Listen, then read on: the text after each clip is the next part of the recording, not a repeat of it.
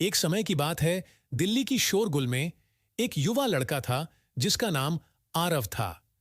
वह एक प्रतिभाशाली संगीतकार था, जिसके सुंदर संगीत दिल्ली कॉलेज की गलियों में गूंजते थे।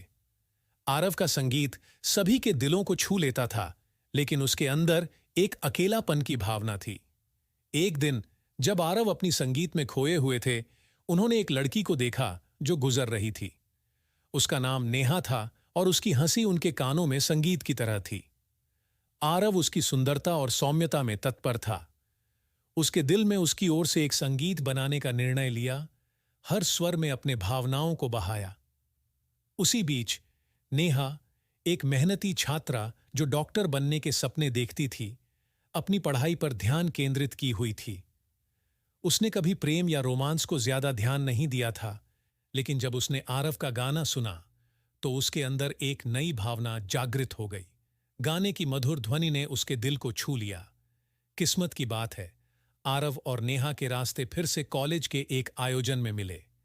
अपने दिल के धड़कने के साथ आरव ने हिम्मत जुटाई, नेहा के पास जाकर उसके लिए अपना गाना प्रस्तुत किया।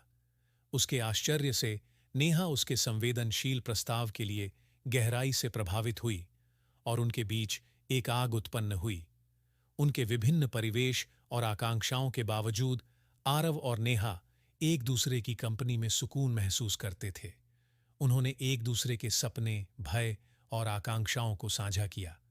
उनका रिश्ता हर गुजरते दिन मजबूत होता गया और जल्द ही उन्होंने महसूस किया कि वे एक दूसरे के बिना जीवन की कल्पना नहीं कर सकते।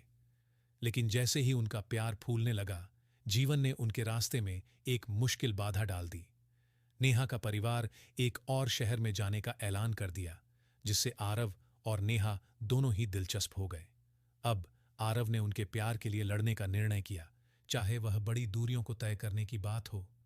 अप्रतिस्पर्ध परिश्रम से आरव ने नेहा को खोजने का एक सफर शुरू किया और साबित करने का इरादा किया कि उनका प्यार लड़ने योग्य है, चाहे उन्हें कितनी भी दूर चलना पड़े। अनगिनत परीक्षणों और बाधाओं के बावजूद आरव ने अंततः नेहा के साथ पुनः मिलकर उसे प्यार का इजहार करके गले लगाया। और जब वे एक दूसरे को आलिंगन किया तो उन्होंने यह महसूस किया कि उनका प्यार सच्चा है, सभी बाधाओं को पार करने और समय की परीक्षा को स्थायी रूप से खड़ा करने की ताकत रखता है।